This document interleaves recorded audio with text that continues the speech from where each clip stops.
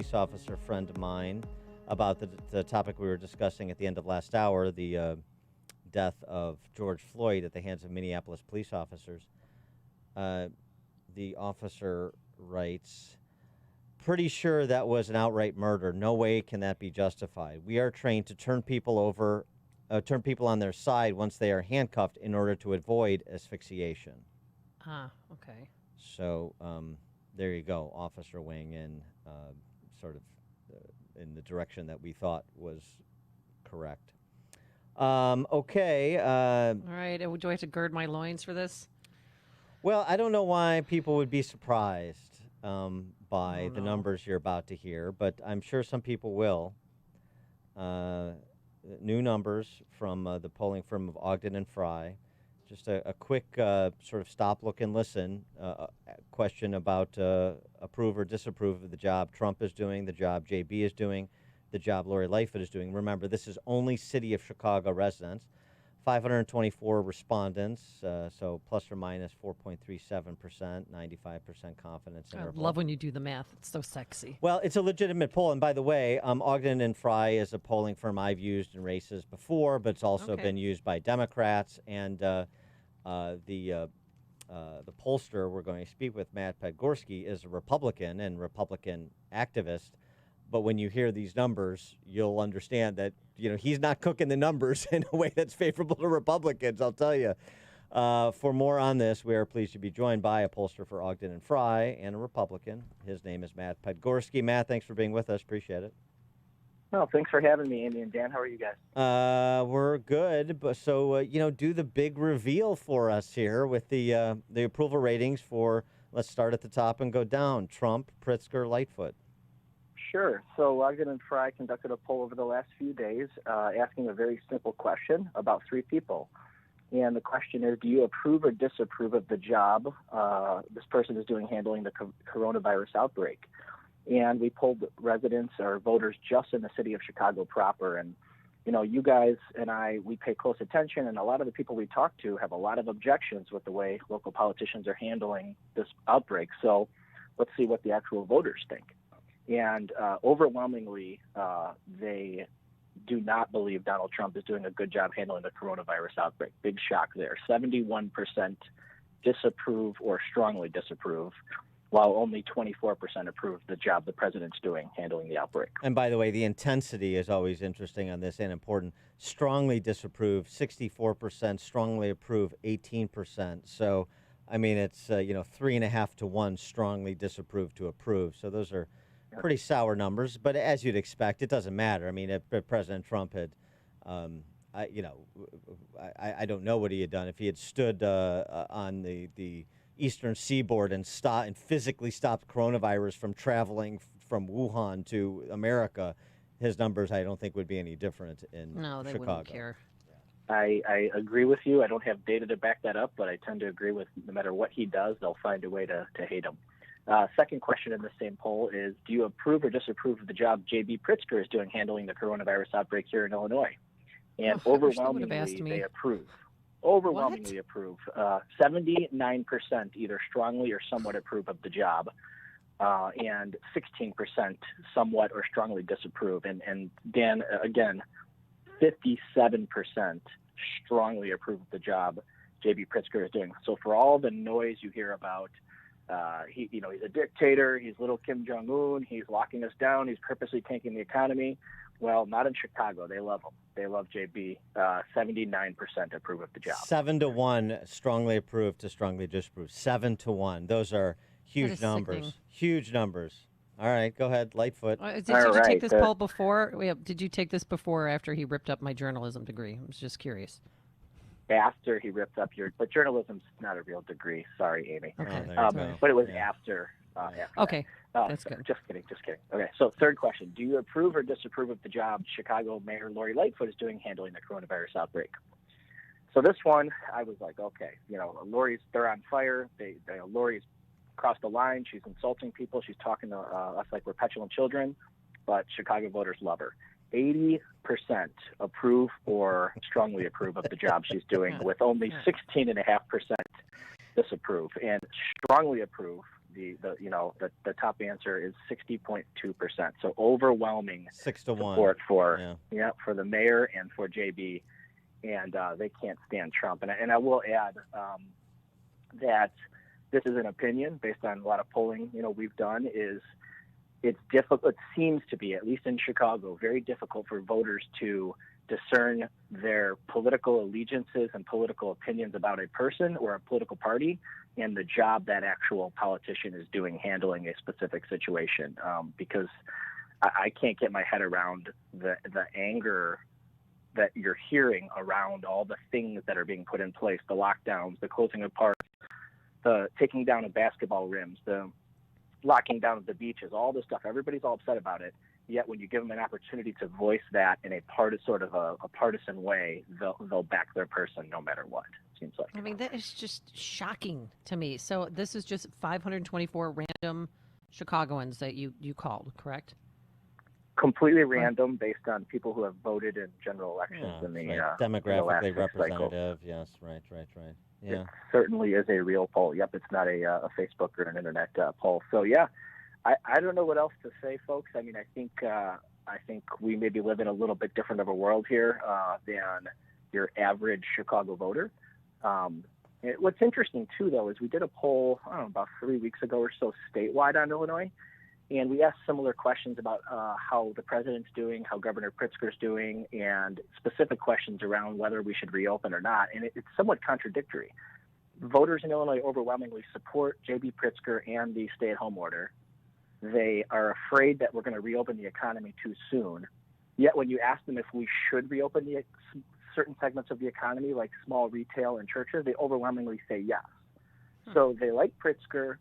They like his stay-at-home order. They're afraid of coronavirus, but they also overwhelmingly want us to reopen everything that's shut down in a safe way. It kind of baffles me sometimes. I think you have people who have been conditioned to be subjects in this city and this state. I really do. I think you have. I think that they look at. And particularly when they get pounded with the same message from the same people on a daily basis, like in the coronavirus.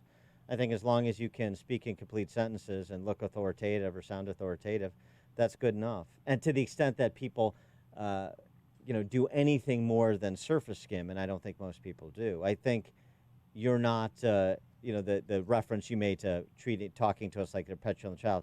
If you're not listening to this show, how many people heard the clip of Lori, or watching her briefing? How many people heard the clip of Lori Lightfoot comparing all Chicagoans to her 12-year-old daughter? I'd say it's a very small number. And even if it was rinsed and repeated by the Chicago Press Corps, which it never will be, I don't know that it would move the number significantly. I think that there's a lot of people who become accustomed to being treated like 12-year-olds by their political leaders. I tend to agree. Yeah, I don't know what else to say. It's just like no matter what, there's a contradiction. It's you like the person, but you don't like what they're doing. But if Trump is somehow involved in it and a part of it seems like some sort of a choice to make. You'll choose Lightfoot and Pritzker over Trump, even though that wasn't really the option here in the poll. They just wanted to make it clear that we support the Democrats and the big government folks, and we cannot stand Donald Trump. And that's pretty much what it comes down to in Chicago and most of the collar counties. Well, I also think, and then you just put your Republican hat on here, too. This isn't about data. This is just sort of political analysis. Look, what they've done, you plant fear, and then you harvest the political benefits by saying everything we're doing is to eliminate the anxiety that we've exacerbated, legitimate anxieties to some extent that we've wildly exacerbated. Now here we come to address the problem that we've created with solutions that actually make it worse. But it looks like we're doing something. And so, again, plant the fear and harvest the political benefit. That's one aspect. And the other is, outside of this program and John Cass and Kristen McQuarrie, where is there any cognitive dissonance? Where do you get anybody saying something different? Where do you get anybody even asking uncomfortable questions? Nowhere. And so that is a lot of firepower on their side with no opposition party to speak of.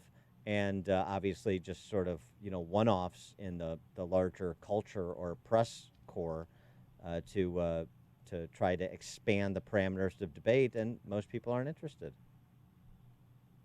Yeah, it's hard to break through. I mean, there is information out there. There are people asking those tough questions and challenging the orthodoxy here with coronavirus, and those folks are out of state, typically national media folks, and sometimes those sneak into social media, but they end up in the echo chamber. And like you said, Dan, you've been a student and an observer and a player in this game for a long time, and Amy, you as well on the journalism side. It's hard to break through the stranglehold, which is like the local media here in Chicago and in Illinois, and then for the folks who don't pay attention, your default position is going to be you're conditioned to obey authority here in Chicago for a very long time of the political ruling class, and you are conditioned to be in fear, right? And if you're being taken care of on a weekly basis financially, I think you're going to err on the side of, hey, she's not doing a terrible job. Yeah, if they fear you, they control you. I've been saying that all along. And I even get suckered into it. Like I read Mayor Lightfoot's post about how the Chicago police were dispersing Saturday's Reopen Illinois crowd, and they didn't. So she's now lying to us to try and control us and try to create fear so that Chicagoans don't attend the future rally, because we're going to have other rallies. And she took control, right? She took control of the situation. I know several people that were there, and they dispersed on their own when they were done. So I suppose the police were present when they dispersed, but it wasn't some, Democratic 1968 National Convention style breakup of this crowd. It was very, very peaceful. It doesn't matter. You got to hear this. It doesn't matter. It doesn't matter. It doesn't matter because it's a protection racket. It doesn't matter what she says. She doubled down on it again yesterday. I had to call the police. I don't want crowds, and people have a right to free speech, but not in my town. Right, and it doesn't matter whether that's true or not, because it's a protection racket.